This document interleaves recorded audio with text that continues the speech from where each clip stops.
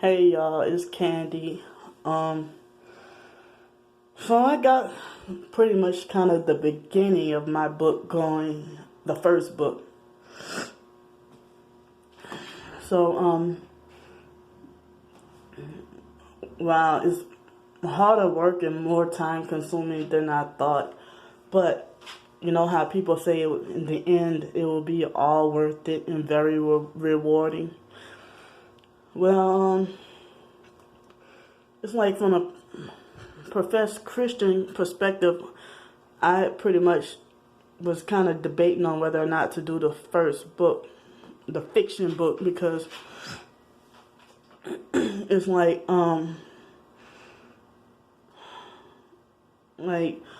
the professed Christians, the independent fundamental Baptist people and the Pentecostal fake deliverance ministry people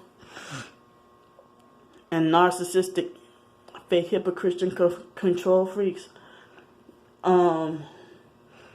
They try to say that a Christian has no business doing fiction, like reading or writing fiction. Excuse me, I'm sorry. I had took some of the bentonite clay tonight. I know they said with the clay, don't take it. There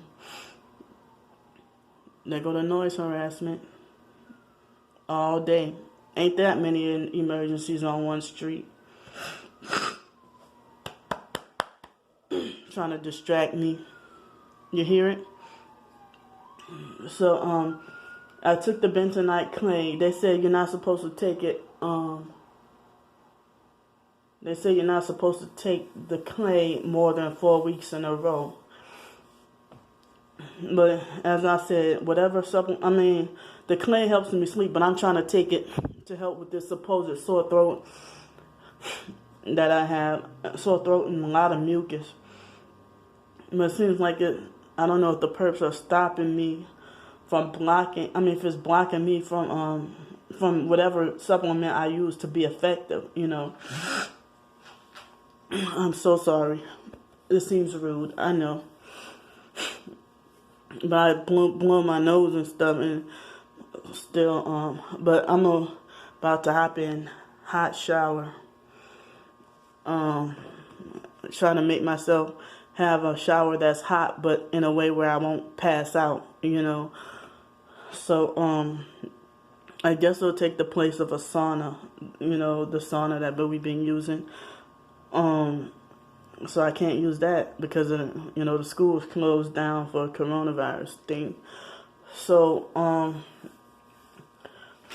I know that certain Christians believe that you shouldn't read or write fiction because they try to say it has something to do with vain imaginations and stuff like that. And so it's like, so I figure I get, people say if God knows your heart and what your intent is, it's fiction, but I'm not intended to deceive anybody, and I'm not trying to get rich off of this book, but it's like I'm just trying to survive, and it's the only job I can do, But it's like my purpose is to get people to see, maybe they might have been in a cult. Maybe they might have been abused in foster care and not realize. Maybe they might have had something wrong going on in their life or whatever, and that I can impact or help other people, Even though the information out there is about cults, and people are like, well, what you need to do a book for, Or, people already know about, like, whatever they could to shut me down. Like I don't have a right to say my spin or my viewpoint on it. You don't tell news stations stop reporting on the same thing or and a lot of what you see on the news, you so-called Christians who talk about vain imaginations, You know, the news tells you fiction every day. But do you tell them about the vain imaginations? No. What you do is you break your neck to knock the doggone dinner table down just to go watch the 6 p.m. news where they're freaking lying to y'all. You know, all the stuff that they teach in the kids at school, in college adults, it's fiction anyway. But see, my thing is, I'm letting you know it's fiction. See, Hollywood movies tell you this is fiction, but it's actually reality. But see, me, I'm telling you this book is fiction. And it's the truth. It is fiction. You know? But then, I was one of the people who would have thought I was narcissistic if I would have wrote my autobiography first. But no, I figured I would write the fiction book first, then the autobiography, because it's not about me worshiping myself or nothing. And then after that is what do you call that? The other book about the psych world, about my viewpoint based on research and personal experience about how the world operates, you know. So, and I could see, you know, like my mentally slow, crazy biological family, they'll get mad because me in a fake foster family get mad at me for, naming names and exposing them. But as I said, they can slander me with lies, but why can't I slander with the truth? And they'll make threats to silence you or make threats to have you locked up in a mental institution, of course. But like, if I'm not mentally incompetent, you know, it's like the narcissistic abusers, what they do is it's like they get mad at what they want and they laugh at what they want. You know, they handpick with moments, you know, when you say something true about them, and they mock and laugh at you and gaslight you and make it like you're delusional, or they'll get mad and want to retaliate. You know, I guess when you say something obvious that you did to them, that they did to you, they'll tell you, you know, it's like that's when they'll laugh. What? she started those ignorant Project Ghetto New Orleans people. Man, she's storying. I mean, she's storying means she's fibbing. She's lying. They'll say she's storying. You know, she's storying. Yeah, I'm not storying. So, or I'm not lying. I'm not telling a fake or nothing. Now, how the hell am I supposed to be able to prove, if I was 3 years old back in the 80s, but usually when people say something like that, usually it's to be believed anyway, about how the foster mom, forced me to eat out the garbage can at 3 years old. Where's your proof? Okay. Well, they made up. I did used to have imaginary friends when I was little. But, like, they used that to slander me, too. About the imaginary friend thing. To slander me and spread rumors and stuff. Or they will twist things around. Like, I used to be just a fan of Aaliyah. They twisted and over-exaggerated and falsely accused me of having sexual... they over-exaggerate that and falsely accused me of having sexual desire for dead celebrities. But I was just a fan of Aaliyah. That's it. But I'm not allowed to like anything. I'm not allowed to be happy. You know? I can't believe I'm, actually, speaking on this or saying this, So it's like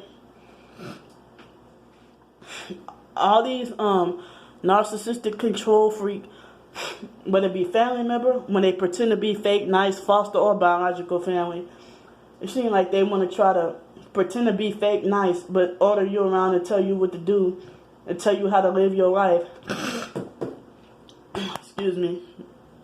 Or they wouldn't control which major life decision you should make that's irreversible, that you can't turn back. Like, my twin sister had her abuse happen to her too, so she figured she can perp me too. But she didn't like it when she wanted to name one of her kids after their dad, which was her husband at the time. But now she's living a gay lifestyle. She used that man and kids as a front, you know. So she didn't like it when somebody who wasn't even in her life for that long, a narcissistic control freak, fake friend of hers that was a stronger narcissist, I guess, than her. See, she gets perped and doesn't realize it. But then she turns around and perp me. Excuse me. But she turned around and perp me. But then she gets perped by strange people too, you know. So this female who wasn't even in her life for long got mad and tried to dictate and control what she should name her baby. And so even the foster mom tried to dictate and control what my twin sister should name her babies, you know.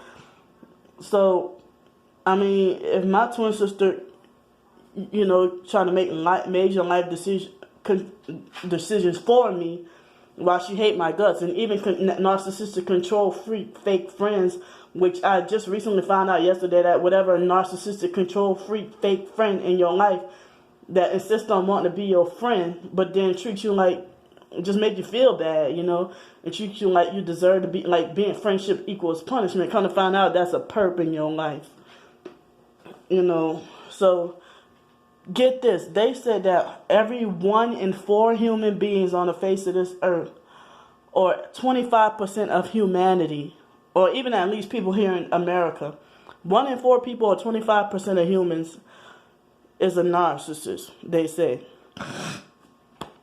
And then certain people be like, no, only politicians and celebrities could be narcissists. No, you don't. You don't know, or they might be like, oh, well, narcissism is not that it's not that big like people. Yes, it is. You know how nearly everybody in my life, not everybody, but nearly everybody who I have to deal with, you know, or people who, family or not, who care nothing about me but try to control and dictate and manipulate my especially major life decisions.